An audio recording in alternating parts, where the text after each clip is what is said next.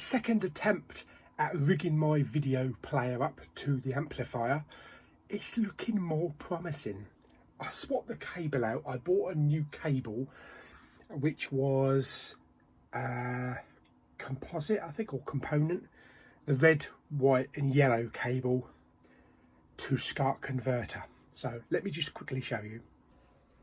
Yes, so I've got a SCART in the back here, which leads to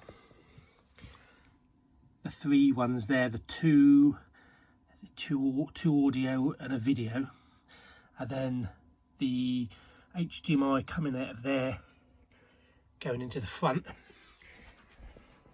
And better than last time, I have a stable blue image, no flicking about. So maybe it was the SCART that was the problem on the last test. But anyway, we're going to try it. Oh, should I put my Abyss tape in? I'm going to have to, because it's the only videotape I've got in the house. Right, let's give it a try.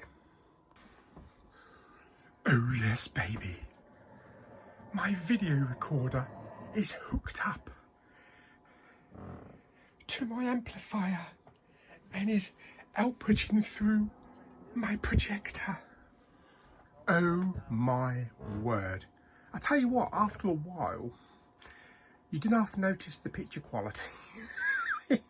It's rubbish compared with HDMI, but what is it, 576? Fantastic. Brilliant. Okay, so now I know it works, so I can bring back a few videotapes, and if we're out shopping and I see something that's not available on Blu-ray or DVD, can pick it up. Son of Abyss?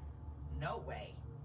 Absolutely not. I think there are relatively few people that are not happy that they did it. To have said, I was there, I saw what happened, I was part of it. I grew to compare everything else to doing it this. Okay, so I've moved a few things around because I was finding when I had the video player in there, even though I pushed the 4K and the Blu-ray player back, there was a problem with the flap opening and banging against this.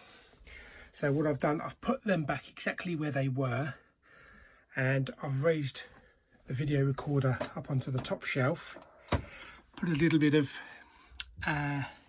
comforting under there, and then put the center speaker on top of that, sturdy, and just rearranged a few of the pops and that. So yeah, I'm pretty happy with that. And I've moved R2 from behind there to down there with Vader.